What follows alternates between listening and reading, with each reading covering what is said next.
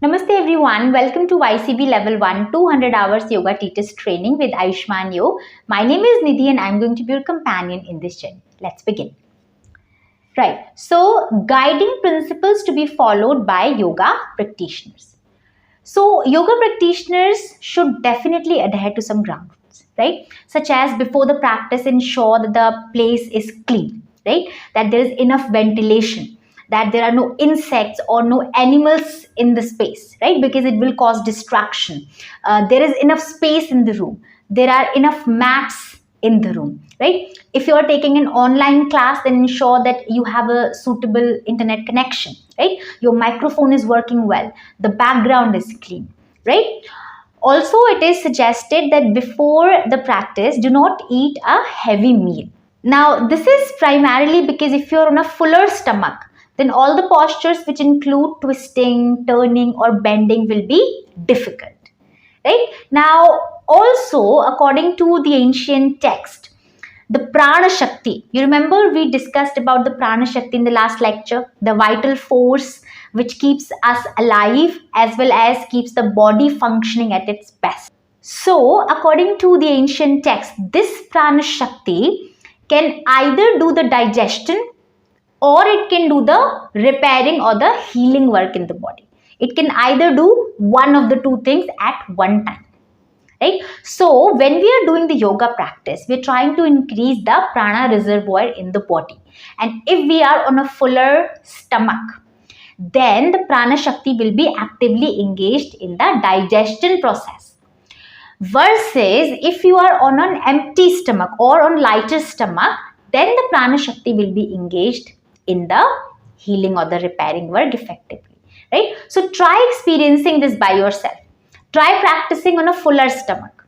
Try practicing on a lighter stomach and then on empty stomach and analyze the experience by yourself. Remember, as we discussed before, that a good yoga teacher is a practitioner for life, right? So try experiencing these concepts by yourself and see what happens, right? Now, during the practice. So during the practice, first stay confident, have a pleasant appearance, have a commanding, encouraging yet calm voice, right? Always start the class with a prayer. You can even chant just Om, even that is sufficient, right? Now, let's say that you have a practitioner from a different faith and the practitioner is not comfortable in chanting mantra or chanting Om, right? Then how will we handle this situation?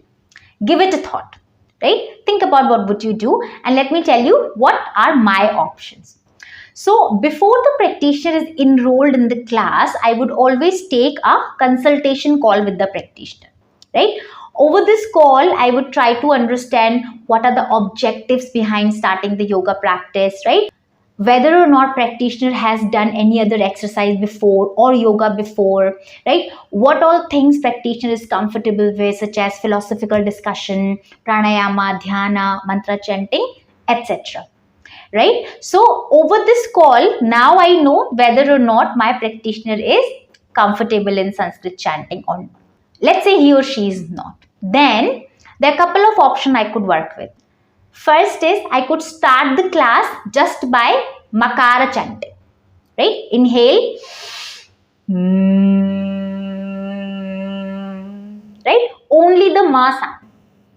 That also brings instant relaxation. You can experience this by the side of the nostril, around the eyes, and maybe all over the face, right? So that is one option. Second is I could start the class by giving some affirmations, right? So affirmations are to be given in the present tense. So what I usually do is I would give a structured sentence in the present tense and I would ask the practitioner to fill in that sentence according to whatever it is they're looking forward to during that day, right? For instance, a structured sentence could be, I am choosing to, let's say, take time off for myself today. I am starting this today. I am finishing this today. I am choosing to make a phone call to some person, etc. Anything. So you can figure out a structured sentence and you can give it to the practitioner and practitioner can say this in the mind Repeat that affirmations couple of times and then say a universal prayer such as, may the universe guide us in today's journey. Right? Another option is that I would ask the practitioner to say the prayer in their mind as per whichever faith they relate to. This approach usually works best when there is a class of mixed faiths, right? But as I said, that think about it from your perspective as to how would you like to handle such situation, right? See, the idea of starting the class with the prayer is to set the tone of the class, right? To relax the mind, to internalize. And that can happen in different ways, in different languages. It's not that the universe only understands Sanskrit, isn't it? Right. Another important thing which just came into my mind is the touch, right? So if you have to touch the practitioner for posture correction, you will have to take permission from the practitioner, right? Now, this is not as much of an issue in India. But if you are teaching in Western countries, then you have to take permission before you touch the practitioner for posture correction. Now, this can also be established during the consultation call. But let's say somebody gets enrolled into the class at last minute, right? And I did not get time for a consultation session. Now, in the class, one of the most easiest and the practical way to do this is that when practitioners are seated and you are making a chin mudra, or when they are in child posture, right? Then you can simply ask the practitioners who are not comfortable with me touching them for their posture correction can simply turn the palms upside down. Right? Practical enough, and practitioner also will not be worried about being judged by others. So this is one of the ways you can do it, but you could always figure out your own ways as to how you would like to handle this situation, right? But I would suggest that even if you're teaching in India, try making it a habit that before you touch the practitioner for posture correction, you always take permission. Right? Awesome. Now, one more thing is your verbal cues. Very, very important. Your instructions has to be on point. This becomes even more important when you're taking an online class. Because if you're busy only in performing the asana, then you would not be able to see who is doing what, especially if you're taking a group class, right? So your instructions has to be perfect. So now I'm going to give you instructions of Tadasana and try analyzing whether or not these instructions are sufficient, right? Okay. So you're going to stand tall, everybody stand tall. Put the feet together, arms by the side of the body, and look at the level of the eye.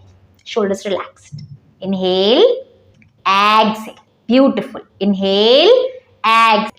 Now, with the next inhalation, raise your arms above your head. Join your palms. Keep your arms behind your ears. Keep looking at the level of the eyes. Inhale, exhale. Only if you are ready, raise your heels up. Create a length in the body. All the way from the heels to the palms. Inhale, exhale. Think about the length and balance. Breathe.